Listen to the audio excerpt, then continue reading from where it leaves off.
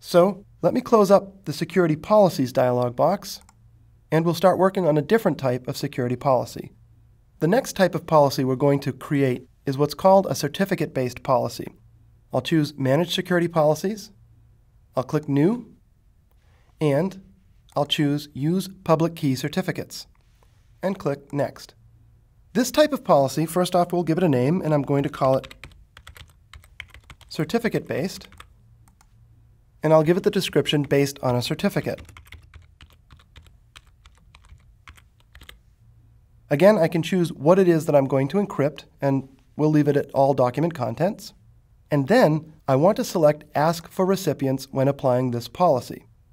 I'll select Next, and I'll click Finish. Now, the certificate-based policy doesn't seem like it's doing anything right now, and when we apply it, we'll see what happens, but we need to do a little bit of setup work first. So I'm going to close this. To set this up, I need to create an identity for myself, and I then need to gather certificates from other people so that I can secure a PDF based on those people. Let me show you what I mean. First, I'm going to set my own identity up by creating a certificate. A certificate is nothing more than a digital file that represents me in some fashion.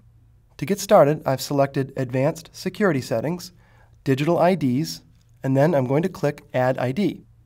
Now, these certificates come in a variety of different forms.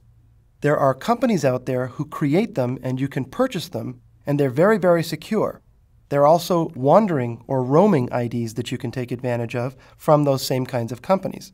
In some cases, you can actually create an ID based on a token. For example, a little secure card that you can stick into the USB port of your computer that identifies you and is unique to you.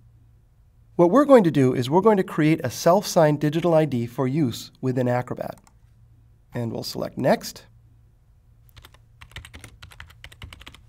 Give it my name.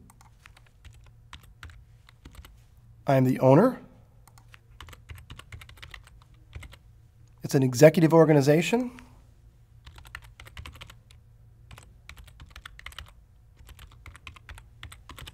And that's my email address. And then I'll click Next. Now, to finish it, this particular ID is something that I can only access via a password. So I'll type in a password, confirm the password, and click Finish. There, I've given myself a digital certificate right within Acrobat. I'll click Close. Now, to secure a PDF file for a particular individual, I need to take one more step, and that is add some people as trusted identities. So I'll select Advanced, Manage Trusted Identities. What I'm actually going to be doing is gathering the digital certificates of others, adding them to Acrobat so that I can use them as a way to secure a PDF file. Again, let me show you what I mean. I'm going to request contact, which is basically to say to somebody, hey, give me your digital certificate. So my name is, my email address is,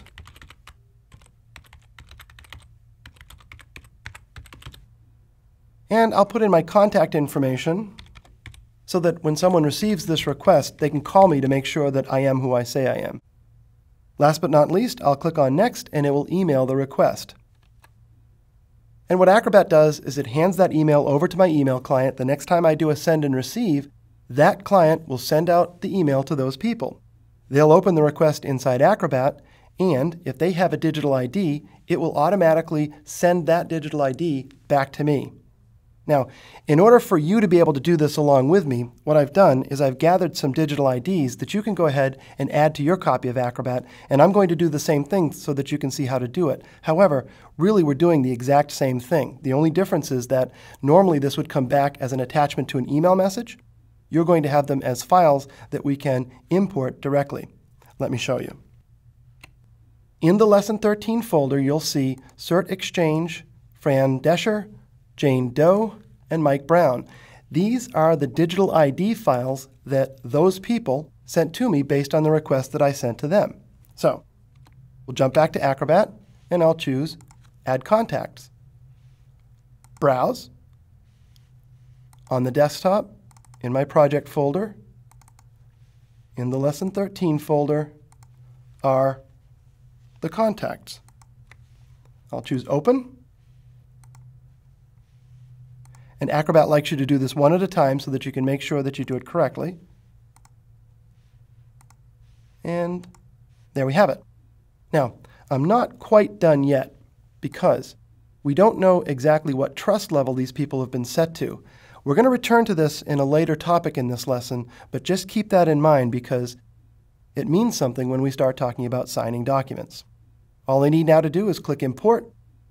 I can look to see that the import was successful. It did for all people succeed. I'll click OK.